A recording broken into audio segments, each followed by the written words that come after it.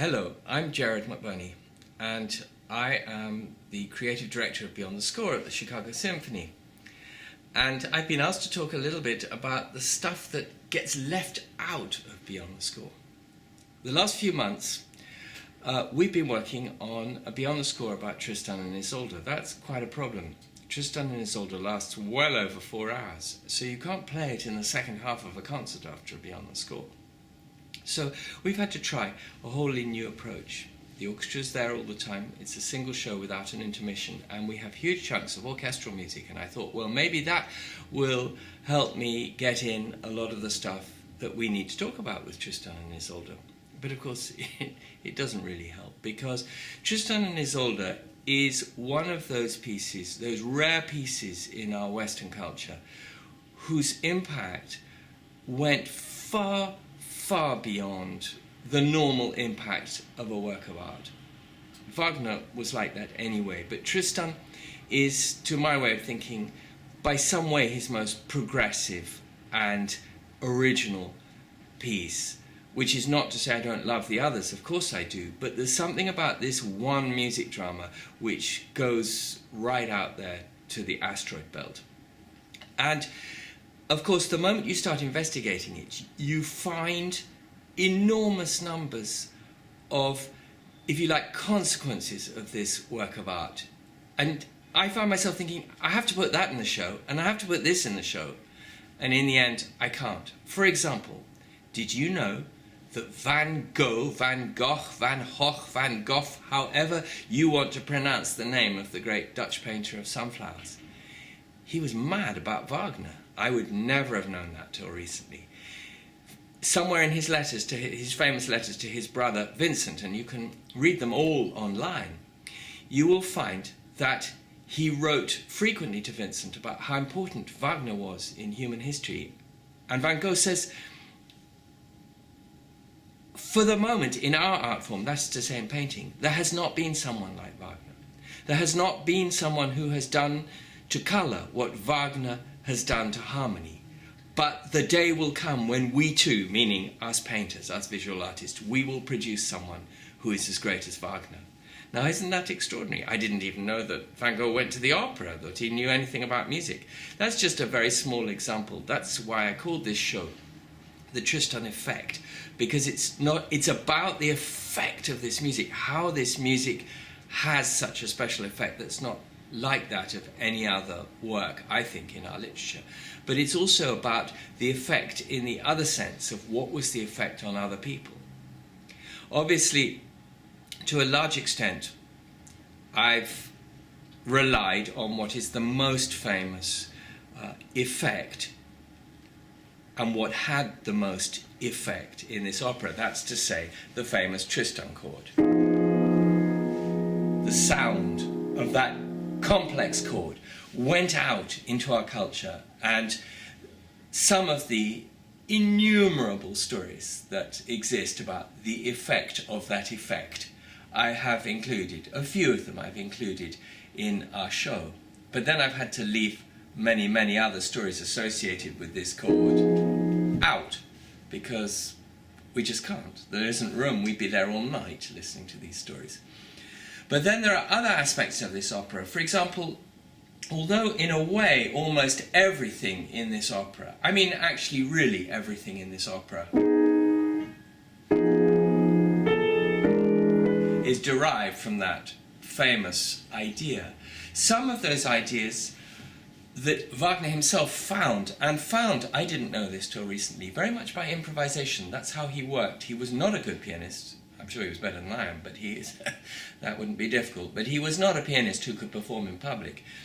And he would improvise endlessly, hour after hour, month after month, around these ideas which haunted him. And that way he would find, if you like, extreme continuations.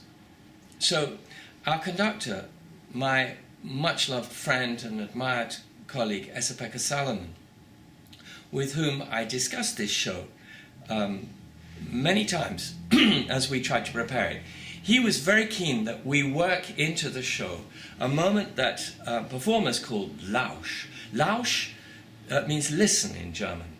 And it's the middle of the great love scene in the second act. And Tristan and Isolde are spread out on the bank. And this beautiful, beautiful music, which I'm afraid I can't play beautifully, starts something like this.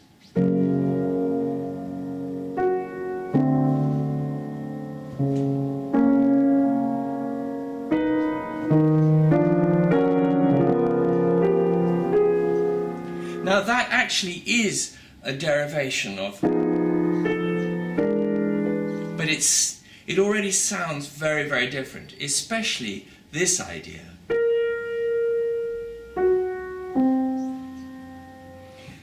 Esa-Pekka pointed out to me that that is the theme of Till Eulenspiegel, of Strauss. In other words, Till Eulenspiegel, in a way, is mocking at Tristan at this moment. He was a mocker, he was a jester. So that's pretty fascinating. But if you look at this idea, and then you look at the harmony underneath it,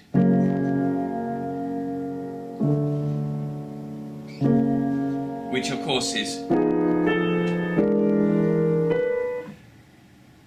and actually another thing that's extraordinary is you go and go straight into Lausch.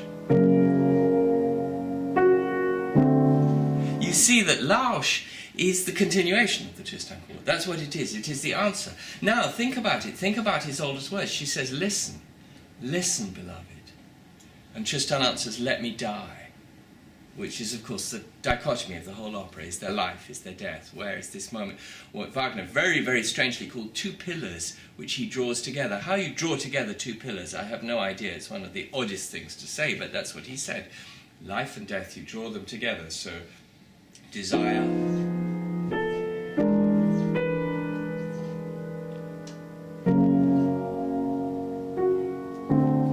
fantastic.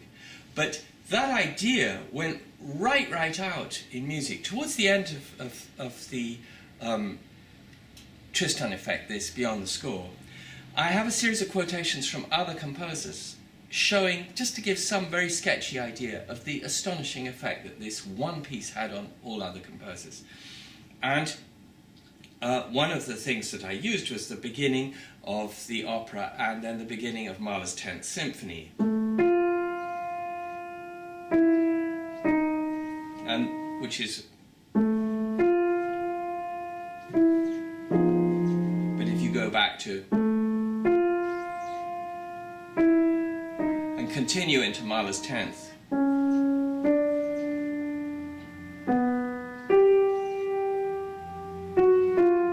you can see immediately that that great viola solo at the beginning of Mahler's 10th Symphony, or unaccompanied violas, is a prolongation, it's a drawing out of the consequences of Tristan and Isolde. Well, given that the 10th was written under the immediate impact of Mahler's discovery of what was really going on in his marriage and the connection of that to the subject matter of Tristan and Isolde, and the fact that Gustav Mahler was probably the greatest conductor of Tristan and Isolde of his age and known for doing that work in Europe and in America, many things come together. But then when you go on to Lausch,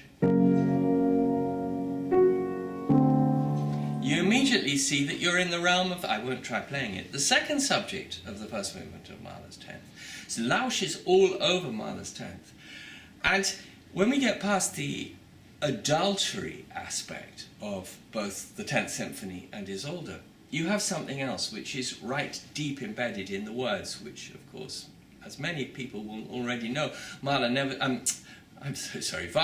never talked about a libretto, he talked about a poem, my poem of Tristan and Isolde.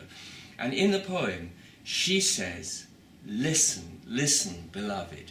This most intimate moment, this extraordinary, tender music, what does she ask him to do as they lie in one another's arms? Listen. When you get to the very, very end of the opera, what people call the Liebestod, but Wagner never called it that, he called it the Verklärung, the Transfiguration. I'll come back to that in about 20 seconds. But when you get to the end, what you find is that the idea of what Isolde sings over the dead body of her beloved Tristan is that she is hearing melodies emanating from his rotting, steaming body with the blood pouring out all over the stage. The blood, the smell of the blood, in her words, becomes flowers which grow up and embrace her. They go round her body, and the flowers are flowers of melody. Well, there you have four senses. You have smell, you have hearing, you have sight, and you have this sense of being wrapped around. What happens at the end of the opera is a synesthetic experience. It is all the senses in her ecstasy coming together into one. So, to me, this is really, really extraordinary. This is another great theme. If you think how they were also, Scriabin, another composer I've included, was obsessed with synesthesia. To me, the supreme synesthetic moment in 19th century music is the end of Tristan and Isolde. The list of composers who were influenced by and drawn into the orbit of Tristan and Isolde, and whose own music then vividly reflects what Wagner created in this piece, is endless. Just quantities of composers, Schoenberg, Debussy, all sorts of people. And some of them I've managed to weave into the show, including Richard Strauss. I haven't managed to use this reference to Till Eulenspiegel, but I've used Elektra, where the Elektra music, the appearance of Elektra, is yet another version of the Tristan Chord, with one added note inside. It's quite extraordinary. But there's another connection to Strauss which I was not able to use in the show. As I mentioned, Wagner himself never referred to the end of the opera as the Liebestod. He called it the Verklärung, the Transfiguration. It was his father-in-law, Liszt, who, he wasn't his father-in-law at that point, but his old friend, Franz Liszt, who, when he made a piano arrangement, transcription of the end of the opera, decided to call it the Liebestod because he'd found this word, which is a nonce word, it's a created word. He'd found it in the poem in the second act and thought, yes, that would be a great name for the end of the opera. And against Wagner's wishes, he called it that. Actually, Wagner used the term Liebestod about what we call the prelude, which, to add insult to injury, Wagner himself never called the prelude. He always called it the introduction, the Einleitung, the leading in. But his name for it was the Liebestod. So, in fact, when he performed the prelude and the end of the opera together, which is still a very common thing to do in concert halls, and he was the person who started that tradition, he called it the Liebestod und Verklärung. Now, Strauss, you will remember, wrote a very famous tone poem, the only one which was not inspired by a literary subject, which is called Tod und Verklärung, Death and Transfiguration. Wagner's version of it was Love, Death and Transfiguration. So it turns out that the Strauss tone poem, people have often wondered where that title came from. It comes from Tristan. It's, if you like, yet another answer on Strauss's part to Tristan, which, to the end of his life, Richard Strauss regarded as one of the most important works of music ever written. You've only got to see when he's talking about Tristan, Richard Strauss said about the very, very end of the opera, the B major chord, he said, that is the most beautifully orchestrated B major chord in history.